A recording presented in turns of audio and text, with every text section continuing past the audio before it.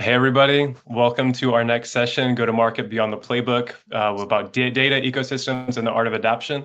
I'm joined here by Adam Aarons, venture partner of CyberStarts, former CRO at Okta and Jada, and Conor Dragomanovich, head of mid-market enterprise sales at OpenAI. Today we're going to have just a candid conversation on how the rules of GTM are being rewritten. We'll cover AI adoption, evolving segmentation, value-based selling, and ecosystem strategy. It's going to blend Conor's insights from the front lines of AI transformation with Adam's decades of enterprise go-to-market leadership. So yeah, we have our CRO, Jake Simpson, joining in. I'm going to go ahead and pass it off to him once he gets on the stage. Jake, you can join the stage. Awesome. Thank you. Thank you, Michael. All right, off to our next segment, talking a little bit more about go-to-market, but I wanted to kind of pull up and talk a little bit more broadly as a revenue leader, as a CRO, as a go-to-market leader. I'm joined by a couple special guests here, Adam and Conor. Thanks for joining me. So just a quick introduction of myself, Jake Simpson, CRO here at Tackle. I've been with Tackle for about 2 years, long time PTC veteran, 17 years at PTC. And then my fourth round as a revenue and go-to-market leader at Tackle. That means pretty much all facets of go-to-market, from market strategy, marketing, partner strategy, sales, pre-sales, all the way through CX. And, I think we're going to have a really interesting dialogue today based on the diversity of the folks we have here. So looking forward to it. I'll let these guys introduce themselves. Adam, I'll start with you. Yeah, hey, it's a pleasure to be here, Jake. Thanks for having me. My name's Adam Aarons. I'm a serial sales guy, started as an SDR, worked my way up as an account executive into leadership. I formally stopped operating last year. I was CRO of Okta, a company called Classy that was acquired by GoFundMe, and then most recently at Drata. I am now a venture partner at a venture capital firm called CyberStarts. We do specifically cybersecurity plays for Israeli startups. It's a pleasure to be on the podcast, and I look forward to the conversation. Thanks, Adam. Over to you, Conor. Thanks, Jake. Appreciate you having me. So my name's Conor Dragomanovich. I lead mid-market and enterprise sales at OpenAI. Better part of the last 10 years, I've pretty much been a startup junkie myself. Much like Adam, I joined a small startup way back in the day, started as an SDR and just sort of cut my teeth doing a whole bunch of different roles at a bunch of early stage companies, some of which I was at for, as many as 5 years, like Product Board, and left there as their VP of commercial sales, and in other cases joined early stage companies and did a whole smattering of roles as we kind of figured out that, 0 to 10, 0 to 50 million type of journey. And then joined OpenAI back in the summer of 2023 when the go-to-market team was still quite young, and it's been a bit of a journey since. So Adam here, a veteran, and now basically having 2 CRO runs, and now he's like part board member, part advisor. So he's looking across a portfolio of assets based on CyberStarts, trying to give them, the best practices and experiences he has in his tenure. But Conor, can you just unpack what it means to be the head of mid-market and enterprise at OpenAI? That might not be as obvious to some in regards to, segmentation and the fact that you're pretty, you're autonomous business, trying to run your own growth strategy. Yeah. So, it's I've come to realize that it's very easy to assume that folks just have an idea about the inner workings of OpenAI when it's really it's really quite mysterious, I think, to some folks. So we obviously have our consumer offering. We have over 500 million users, and many people are familiar with ChatGPT that took the world by storm a few years ago. And then we have our enterprise products as well. We have team plans, we have our enterprise plans, we have business SKUs. And so we have 2 core products. We have our API and we have ChatGPT Enterprise. Our go-to-market organization is positioned to offer both to enterprises and to businesses. And so for my part, I lead a global team that's looks after the mid-market enterprise segment. This is anyone from any company from 500 users all the way up to 5,000, and it flexes upwards as well, just depending. I think, as we'll talk about in this discussion, we're a little bit less focused on the segment specifically, a little bit more on the motion. And so my work is primarily to support teams and leaders who are serving that segment, mostly focused on traditional enterprises.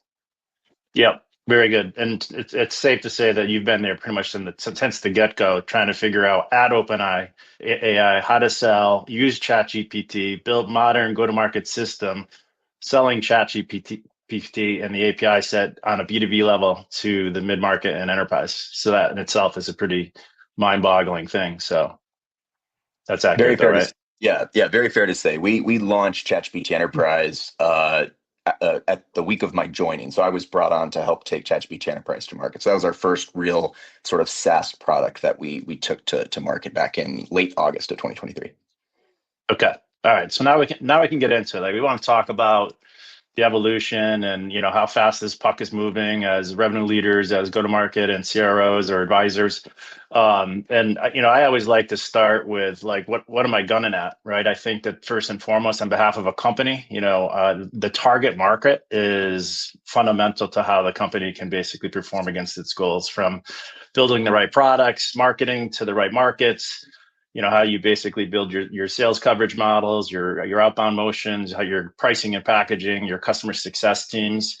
And, you know, I'm a student of really trying to make sure that we're really targeting the right markets based on our overall growth strategies and company strategies. So, Adam, you know, over to you in regards to, like, how do you think about it based on your experiences and how you advise, you know, your portfolio of companies in regards to ICP, target market, segmentation, verticalization, in the modern day of more data, more signals, so that you can make it more dynamic and make it more accurate?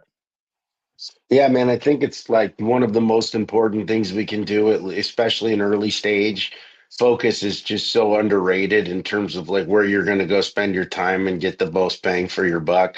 The challenge with it is it changes. So like everything, like, you know, your ICP is one thing when you get started, and then it continues to evolve as you grow as an organization. And that's where I've seen the challenge. Most of us start with a horizontal like approach where we're either going to start at the big enterprise, or we're going to start mid market and work our way up or down, however you want to do that. And then as we get more sophisticated, we start to narrow in on what those verticals are and get, you know, more verticals. Then we start, or horizontalization, then we start going vertical with, you know, usually start with Fed SLED, and then you move into finance or, you know, medical or wherever you go. And I think as you do that, you're doing it to try to maximize the most productivity that you can get out of the team. I mean, our goal as leaders is to get as much productivity per head count as we possibly can and continually improve that. And I think the best way that we can do that is to target the people where we have the best odds of having the most success.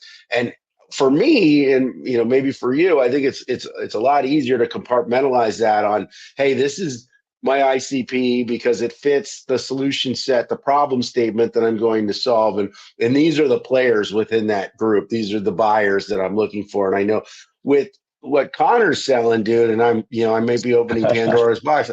Where do you start, bro? Like, you do B2B selling. I'm like, with ChatGPT, sweet. Am I a problem looking for a solution? Am I a solution looking for the problem? Somewhere in between, right? So from your perspective, like, and in the new world of ICP for things like AI in B2B, where do you start? And I don't mean to take away the question, Jake, and push it on to somebody else. No, you did a great job. You did a great job. I'm genuinely interested. Yeah, I'm genuinely interested. Yeah, you both warned me at the outset of this that you'd be leaning on me. So already we're 10 minutes in, and this is already happening. But that's okay. No, you're right. Like, it's a very new space. It is moving very, very quickly. And when you have something as ubiquitous as ChatGPT, it can be very easy to just say, like, we could start anywhere. And there's probably value to be gleaned from any business leveraging chat in some shape or form, which is true. What I would say is we can look at it a couple of different ways. But one thing that is true, especially with enterprises, is that they know and have a remit more often than not to do something with AI, and they are in search of what that needs to look like. And there's this massive appetite to adopt a certain degree of AI fluency across the organization. And they know that it's happening in pockets throughout the org. In some cases, it's by their directive. In other cases, they know that their workforce is just going off and just adopting their own tools and then using them within the organization.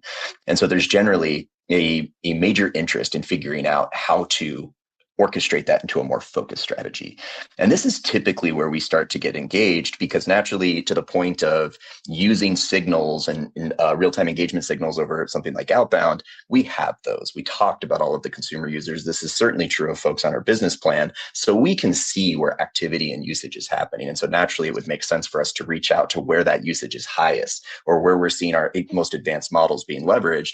But at the same time, we're also, we have this very good problem to have in the form of a pretty healthy inbound motion through which we can have good qualification based on what we've learned about buying behaviors, and then use that to then talk with these customers to help them shape that AI strategy. And so it's a little bit less about, hey, you're in this business line, or you're in this function, or you have this specific use case.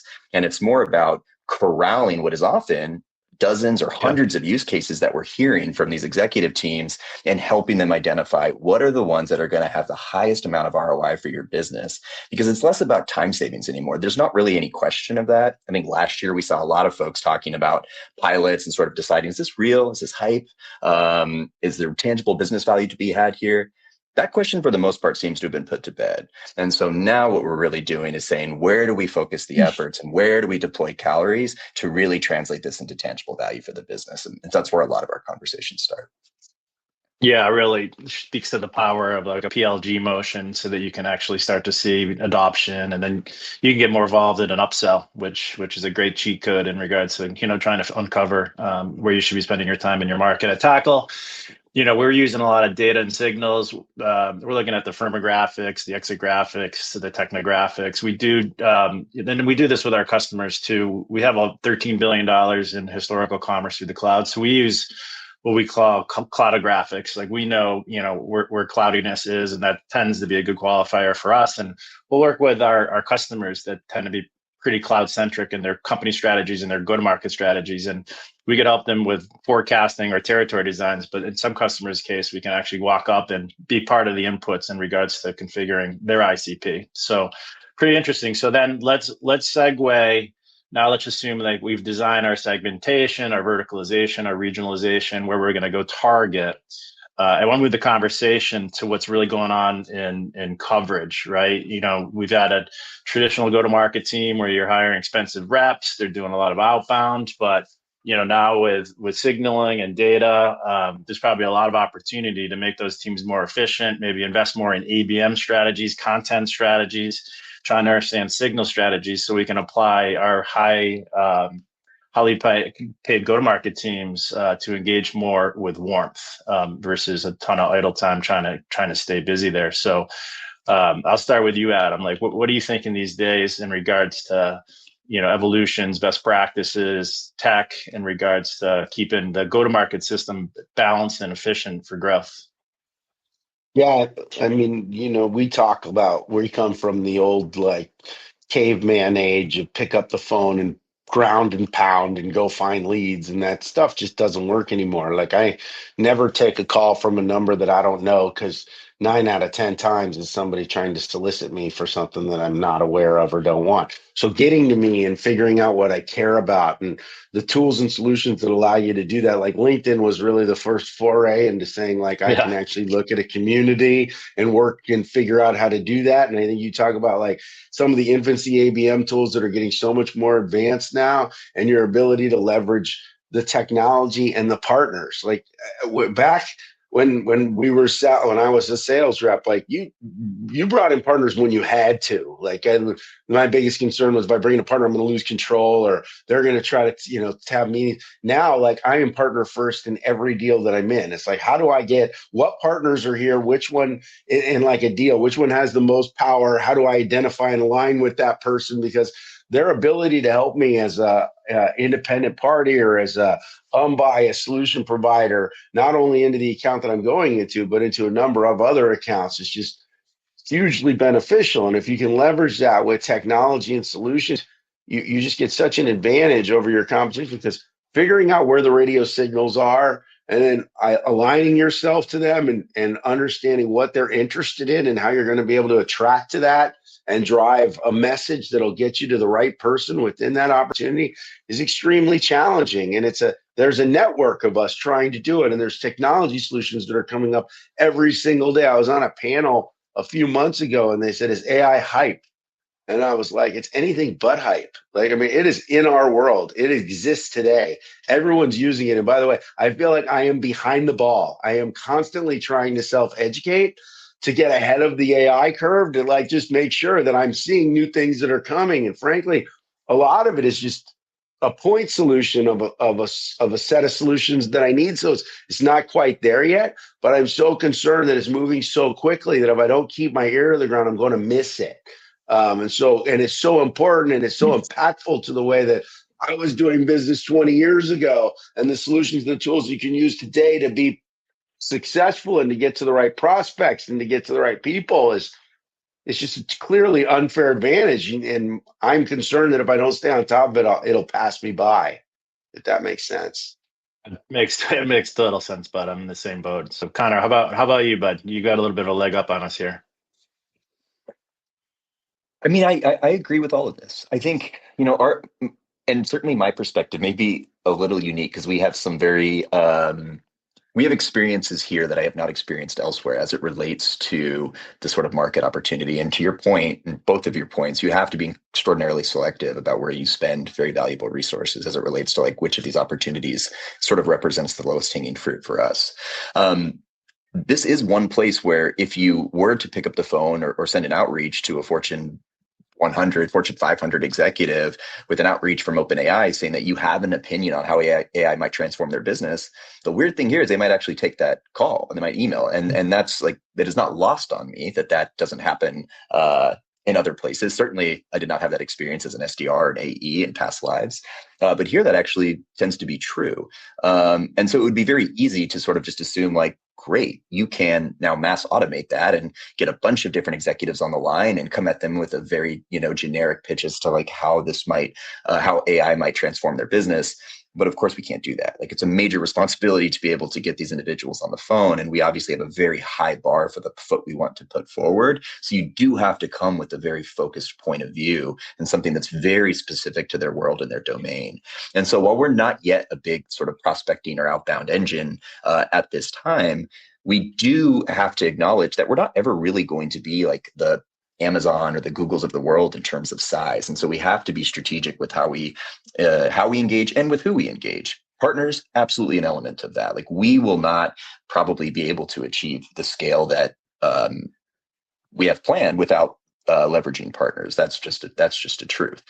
But at the same time, we also want to be highly selective with who we engage with. And thankfully, we have technology that can help with that. If we use deep research to do our homework on customers who we know we have a really good fit for based on who we've been able to partner with. So up to this point, we can come at them with a really strong, really tailored message that is going to hopefully help them understand how leveraging, our models or our technology and what that can do for their business. And so there's sort of multiple sides to that, but ultimately there's both obviously leveraging partners to help us achieve the scale that we want, being really thoughtful and strategic with who we know we want to partner with to go really deep on and with selective engagements.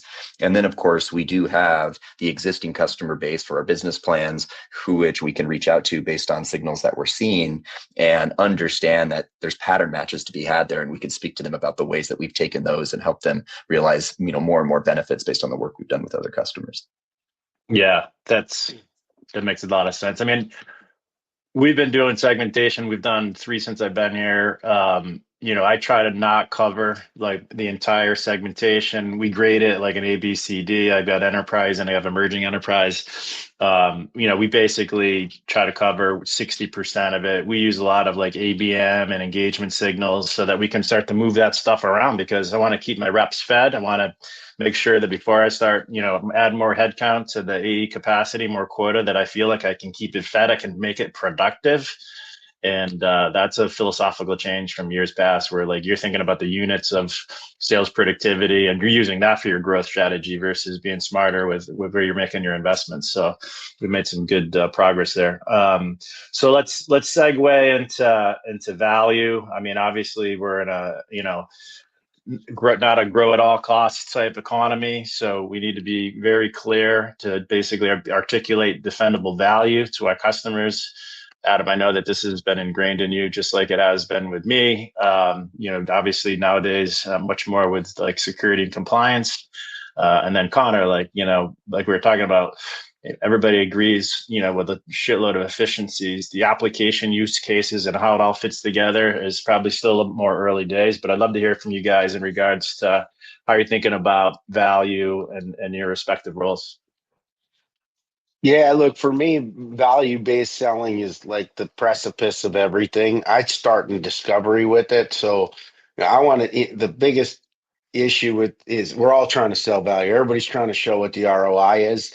And so in discovery, I want to understand like how meaningful is what we're talking about to you. And I use value statements to try to drive that in the very early conversation so that those statements create value that are based on, I'm sorry, that those statements create criteria that are based on those value statements so that I can try to make those differentiated and talk to the customer in a way from the very first time that is different than competition maybe coming in and talking about features and functions and how that works. Because I don't think customers do a good job of articulating that when they're going for budget. And if you can do that really early on and help them articulate back to the negative consequences of what they don't have when they don't do it and the positive impacts that they get when they do it, it becomes a way that they talk internally about the solution, and it just sort of becomes the ethos of how you sell the solution, not only in the initial sale, but over time. I think when you build out a customer life cycle, it should be all built on, hey, what's the value that we're providing?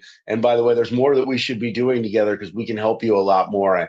I love Frank Slootman's book, Amp It Up, where there is no end of customer success. It's just a constant, ever-growing relationship where we're trying to drive more and more value. And the way that I articulate that is either through fear or through dollars. And I prefer to do it through dollars. And I think as you do that with a customer, they gain a level of respect and communication that just competitors can't articulate. Even if they have competitive solutions that are competitively formidable to what you're selling, they can't speak the same way and they can't drive the same conversations. Yeah, I love that. Particularly, you're not done when you get your first deal. I mean, it's an entire customer life cycle. So, Conor, interested, like we were saying, hearing from you in regards to value being such like an open ocean of like, functions and processes and use cases where you can add more efficiency, productivity. Like, how far along are you at framing defendable value and selling it in a repeatable way? Yeah, I mean, I think, especially compared to where we were, 2 years ago, we've come a long way. The technology moves so quickly, and with that, I think both sort of our customers or any end users, perspective and understanding of what value actually means to them or to their business changes right along with it. In our case, having that broad access to the technology is really beneficial, whether that's in the form of like end users already having experience with it through their free account or through their plus account, but also in the enterprise world. We are very open to providing access in the form of pilots to help customers realize that value for themselves. And this, I think, to me, has been one of the biggest things. Everything Adam has said is right. First of all, like as it relates to discovery, you can even as something as ubiquitous or as powerful as AI or ChatGPT Enterprise, it doesn't really ultimately matter unless you focus everything on the customer and ultimately what their objectives are and the outcomes that they're trying to achieve. That can be challenging when you have something as broad and wide as like a chat tool. However, as long as you keep everything rooted in that and connecting or creating connective tissue between the outcomes that they are trying to drive and the many different use cases that you're trying to surface for those that will be high impact, you're generally on the right track. And then when it comes to actually putting it in the hands of these users, what we have found is you typically look to nominate or elevate champions within the organization who are already using it or want to take part in usage, or like a pilot scenario through which you can really embolden them to speak to others about how they are getting value and how that translates to value in their role. Because it's just, data shows that we learn better from our colleagues, and we're just more likely to listen to the subject matter experts who we are familiar with based on the way that they're using the technology for the job, and they know how to do that job the best. And so through that, we've really been able to get much tighter on the articulation of value relative to different job families and functions, because we've just now run so many successful engagements where use cases that we didn't even consider, frankly, have started to bubble through the surface. And from there, it's just natural to start to package these up and take them to other companies. Like, for example, my first year, I worked really heavily in FinServ and specifically in the world of like private equity, hedge funds, investment banks. And ChatGPT Enterprise is really powerful for data analysis. Like chat itself, not so great, but what can it do? It can run Python. Python, quite good at data analysis. And so I was learning from these firms who have very sophisticated teams who are very good at this analysis, and I was not, and learning the way that they were leveraging this, leveraging the product in ways we didn't even consider. And you can just take that and start to take that message and those value propositions and use cases to other firms, and you just start to see the effects compound from there. And so that's been something that's been really powerful. And you know, we've come a long way from us just saying like, how do you use it? Like, what do you use it for? Yeah. Do you get down to like value engineering? Like, do you in your campaigns and certain size ones like really go after? It's probably like acceleration with what you have versus, you know, investing in a lot more resource or whatever. And do you have models built in regards to like tangible, defendable value? We do. I would say they are probably not as sophisticated as you might assume at this stage, but they do a good job. What I have found is that customers are typically the ones who are creating some of the best evidence for this themselves. Like when we worked with Moderna, for example, they put together a remarkable study, obviously being Moderna, to help them understand the impact of the pilot that they ran. And so it was, of course, qualitative and quantitative, but it helped us really understand how they think about value. And I mean, they were measuring like, how do they actually accelerate the process through which they, you know, create life-saving drug treatments. And like, so they like the stakes were high. And so it was them kind of creating the model for value delivery and realization. And we've been able to take, you know, customers like that who have built their own and sort of create similar versions for other customers who don't know where to start. And a lot of the time it's just like qualitative surveys to put questions to the end users to say, how are you using it? What is the impact that it had? It goes beyond time reduction and also like what, you know, how is your job measured? And what is the impact on that measurement, having used this now for 30, 60 days? Yeah. I love this. I just got a comment because I come at it because I have to figure out how I know the problem and I have to quantify like, how's that solving a problem that provide with him? He's like, okay, you got so many problems. Let's figure out the most important ones, quantify the values, so you can go articulate that. I love the way you're getting there though. Like, talk to me about your day, where you spend the impact, because it's the same thing, but where you come from is just, it's phenomenal. It's awesome. Powerful. I mean, we're still working hard on it. If you think about the World in Tackle, where we help our software partners, you know, kind of connect to the clouds and be able to co-sell with the clouds and drive, you know, kind of B2B through digital commerce. We have to sell both in some instances where, you know, we have to partner with the clouds on selling the value of marketplace to the ISV first, because without that, then Tackle doesn't matter. And so am I selling you the value of marketplace, or am I selling you the value of what Tackle could be based on, you know, the leader and practitioner and the automation that we kind of bring to bear there. So it's a work in process. I don't think you'll ever be done, because I think, you know, the more that you can articulate and defend value, just the overall, you know, more success you're going to have, you know, working with your customers and building long-standing relationships. So let's get to the next topic, which is what both of you guys have already highlighted in regards to like how important go-to-market is. And I'm with Adam. It was like, you know, partner if you have to. If I have to go through a channel partner, if I have to go through an SI, I will, because I'm enterprise direct in my fabric. And, you know, I'm with Adam right now in regards to you're crazy. If you're going at it alone and you're not using GSIs, resellers, tech alliances, and partnerships with the cloud, you are doing it wrong fundamentally. And this is a belief system that we bring to the market with Tackle, powered by the clouds, but, you know, coming soon is like multi-party co-sell, where you're building a 4 times kind of like partner route to market, or configuring it optimal to like the customer's buying behaviors. And so, you know, we've already talked about it a bit, but we'd love to hear from you both a little bit about how you feel about it. I mean, it has to be pretty, you know, dumb obvious for you, Conor, that to scale this thing, you need to start to build a partner strategy. But Adam, I know you've got a lot of experience, particularly coming from PTC and then going through cyber and where you sit today. I mean, it seems to be pretty partner rich, you know, kind of go-to-market strategy fundamentally. Yeah, dude, I'm all in on it. It's crazy because to the point that I made earlier and you make, like I was just not, that's not the way I learned how to sell. It was, I would bring in partners now, like I am looking for them. I'm leading with it. If you don't have a partner in your deal and it's early days, I'm like, go find one. Like we are a partner first mentality. That's the term that I use. It's like when you get in there, the first thing I want you to do is go find the most influential partner, go partner up with them. And by the way, go find five more where you can go do that. And when we talk about like prospecting events, like I'm doing dinners. Who are the partners that you're doing the dinners with? Like we're going to RSA. Awesome. What happy hour and who's there? Who are you doing it with? Like how are we driving that force multiplication? Because it's a different world, man, and it's transformed for me. I mean, especially over the last like 5 years. And what I think what's AWS and these ISVs that have popped up have completely shifted the game in the partnership world. Like I mean, Datadog built $1 billion business, CrowdStrike on AWS Marketplace. It's like you can build $1 billion company. Um, and if you're missing the boat on that, by the way, and Azure's in every major enterprise on the planet, right? GCP's all over. I think AWS is the best at it, and they're the youngest at it. And what a great opportunity to take advantage of an ecosystem at this stage. And it's force multiplying it across the partner spectrum. So I've completely changed my tune. I'm all in on it now. Totally. How about you, Connor? I mean, we could probably jam on this for a day with you, but because there's probably so much opportunity. But where are you at in partner selling, and where do you think you're headed as you want to continue to step on the gas in regards to your market acceleration? Yeah, I mean, you're right.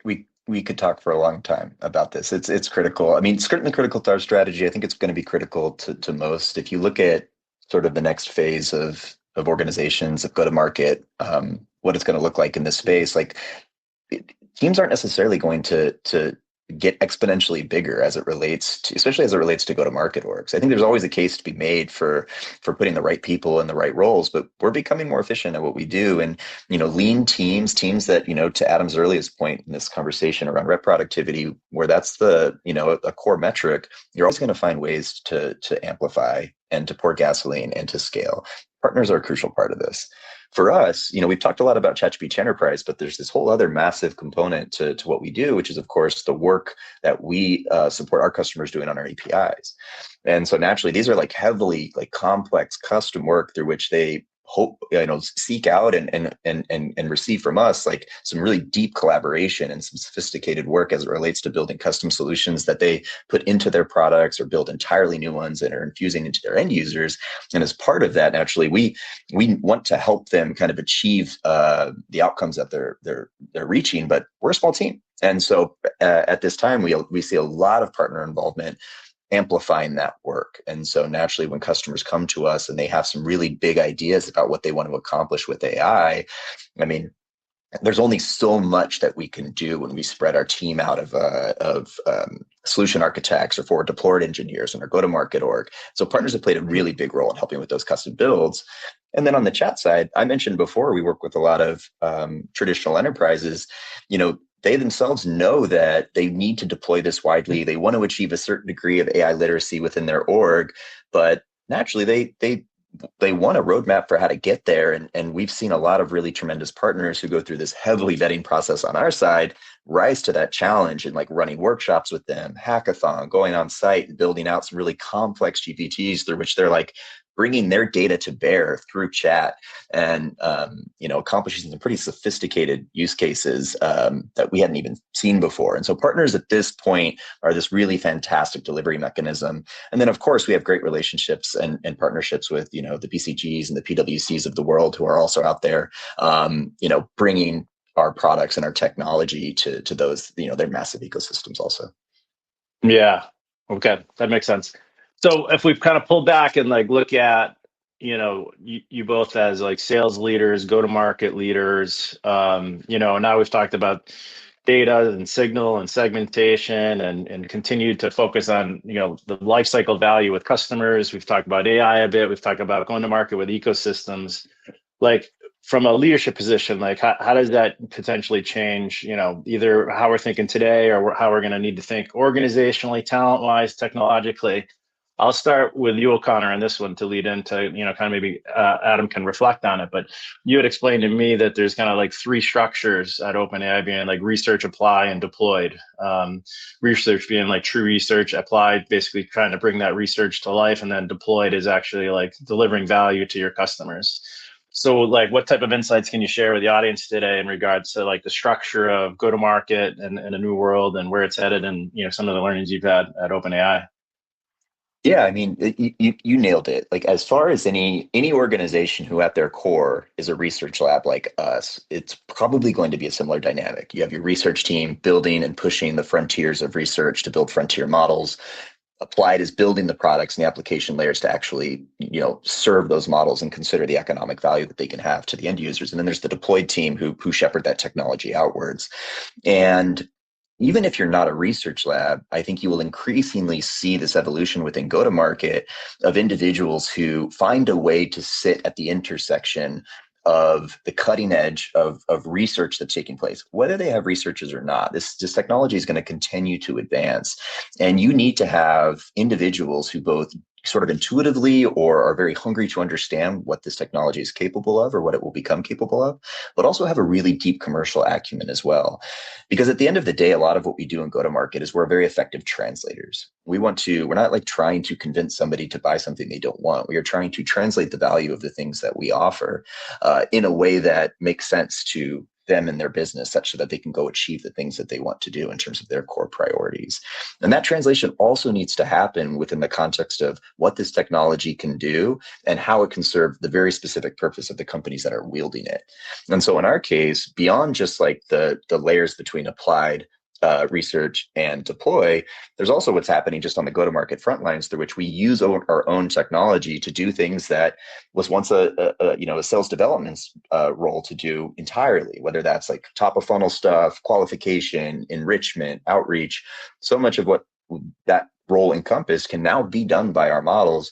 But now what that role, the role of the sales development folk, is more of the, that of go-to-market innovation. They're the ones giving feedback to the models, to our research team, to the folks that sit at that intersection, such that we can continue making it valuable and effective to customers. And so I see the future of go-to-market having a lot of individuals who both understand the technology in a really meaningful way and then can translate that into what that means for go-to-market strategy. And I think we'll see that sit at a lot of different layers throughout the go-to-market organization. Yeah, it's fascinating. It's mind melting for me. Adam, I'll let you go because you're probably going to steal my answer. But what's your take on this? Dude, I don't know if I'm going to steal your answer, but look, I mean, I think everybody's a salesperson in the organization. The first place you're going to find out what you is through your customers, right? I mean, we're out there every day, salespeople. I found that product marketing and having a PM team that can sit there with you to articulate how you build those things and how you prioritize what you're hearing is really, really important, so that you can take that back. They need to be in the field with the sellers. There needs to be articulation there. And then there needs to be articulation with engineering and design so that we know we're building what we need to build to satisfy customers the most. And I'll give a little plug, like what we do at CyberStarts, which I think is really unique, is we have a committee of CISOs that we work with. I mean, we have like 60 of them, and we're constantly asking them, what do you want? What's the biggest problems you're trying to solve? What would you do if you could solve that problem today with a solution? What would you build? How would you build it? And then we go work with founders and we design that. We go through a year-long process of sunrise just to say, hey, theoretically, would it do this? How would you want it to do that? And then we spend a year with them and we build it with those CISOs to try to build it to the specs. Once those products are built, they continually give us innovation and advice on how to go do that. And it just comes back to the original premise of like, hey, go talk to your customers. Go talk to your prospects, not about what you want, but what they want. And then start designing things around those problems. And that's really where I think the genius behind how we do what we do. It's pretty simple, but I don't think enough people do it. Yeah, I love that. We just had we've basically brought our customer advisory board back at the front end of our kickoff this year and got a bunch of, I didn't know if people were going to travel to San Diego or not, but everybody showed up and our partners showed up and we had an unbelievable day. And it's something that we're going to continue to double down on So yeah, I was going to say, being an old guard like me, Adam, is like adaptability. I mean, we've got a lot of scar tissue, a lot of experiences, a lot of solid experiences, and being like sellers and kind of go to market leaders. But you can't rest on your laurels. You can't bring your playbook from company to company, because this thing, not only does it continue to evolve and move, but it seems like it's moving faster. And we have to be students of the game. I have the fortune of, I call on software companies in revenue centers and try to bring like partnerships and cloud marketplace to life as an entitlement to drive, efficiency and growth and their overall strategy. And in that vein, I'm able to do my discovery. And so I'm talking to partner leaders, RevOps leaders, revenue leaders, marketers, about like, hey, like, talk to me about your strategies, your goals, your growth, and let me first, convince myself that I think I can help you. Because if I do, I want to be able to clearly articulate that to you. So I feel like I'm on a perch where I'm a student of the game based on the market I cover.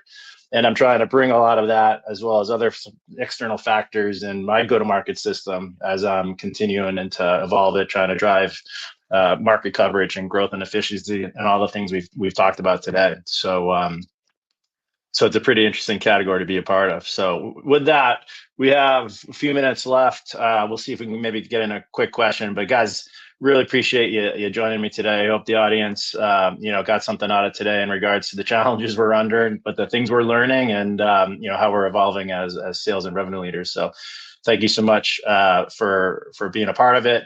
Up next, we're going to be next up was with Mark Harpster, GCP, and Alex Smith.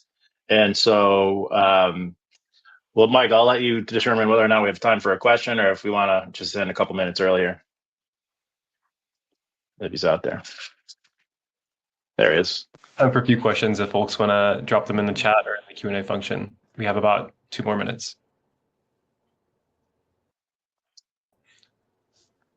We can't in see the it. meantime, Just we can. Michael.